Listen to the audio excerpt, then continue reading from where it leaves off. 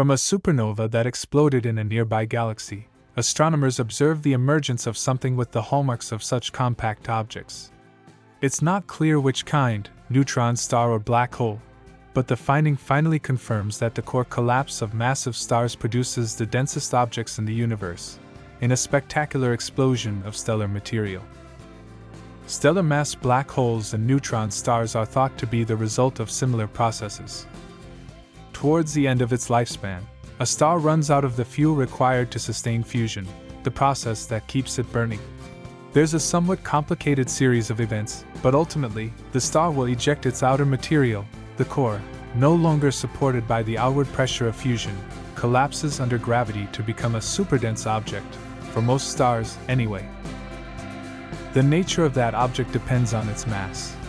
Stars smaller than 8 suns produce a white dwarf, the eventual predicted fate of the Sun itself. If the precursor star was between about 8 and 30 times the mass of the Sun, the core collapses into a neutron star up to around 2.3 solar masses. And the most massive stars, over 30 solar masses, become stellar mass black holes. Our understanding of this process, however, is largely based on observing the aftermath. For example, neutron stars in the Milky Way shining from within the remnants of the supernova explosion in which they were born, such as the famous Crab pulsar, below, or Vela pulsar. A pulsar is a type of neutron star.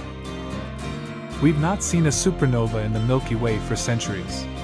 And even if we had, we might not be able to see what's left.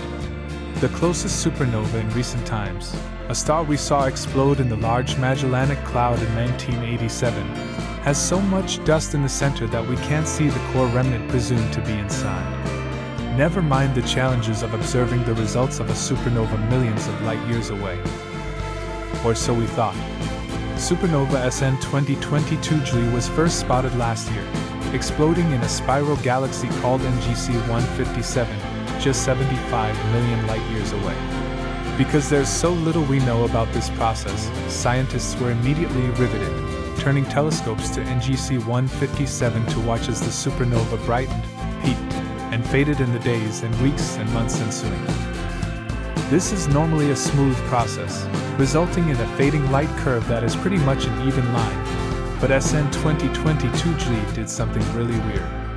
Following its peak, it didn't fade evenly, but with a periodic change in brightness.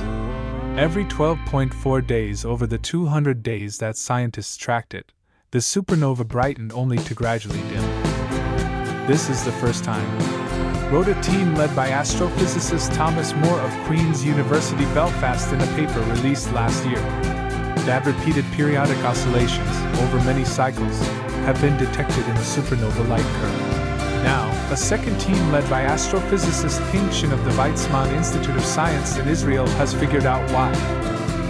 Most stars, astronomers believe, are not loners, but have companion stars.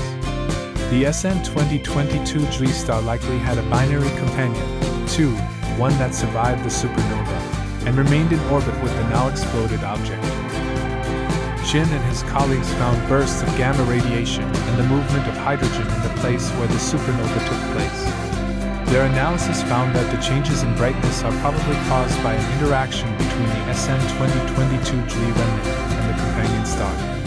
When the SN 2022 G ejected its outer material, it puffed up the companion star with hydrogen.